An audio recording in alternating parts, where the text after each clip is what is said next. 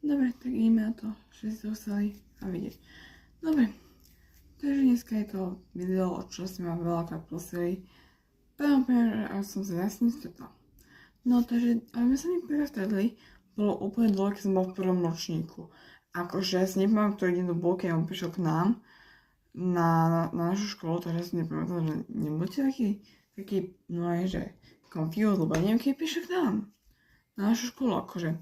Tam sme sa stretli na škole, keď som bola ešte dole, keď som mala si bývalú učiteľku z prvého ročníka, druhého.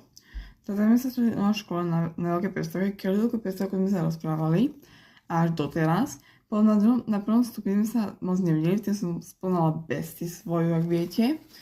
Ale teraz sa s ňou nemôžem rozprávať, lebo sa vec. To si nevšimáte, možno viete, keď ste z našej školy, tak možno viete, čo sa stalo. Potom sme sa nejak skopili, sme sa nejak zhromaždili v 5. ročníku. Ja som si myslela, že nedostane do môjho života. A čo sa stalo? Dostala som do svojej tej a do svojho života. No niekedy rozmýšľam, či mám povedať pravdu, alebo nemám povedať pravdu, lebo akože viete, že on mňa miluje a ja jeho milujem. Ale bojím sa to povedať na úroveň, lebo keby som to povedala pred celou triedou, by som sa červenala aj on.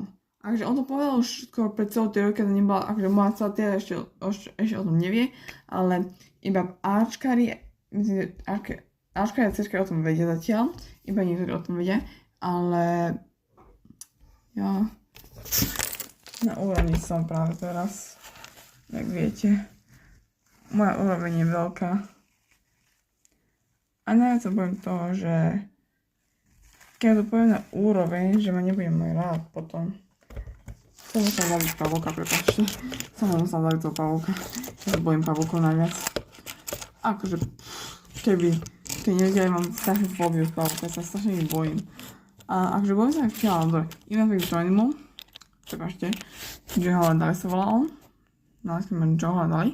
No tak, on a ja sme sa teraz stretli, ale moje jediné slovo, čo som chcela povedať, že ja ho strašne, že veľmi milujem.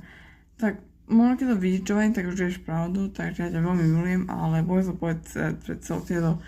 Toto je moja pravda. No, povedala som svoju pravdu.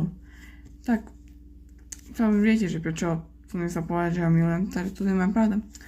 Čaute ľudia.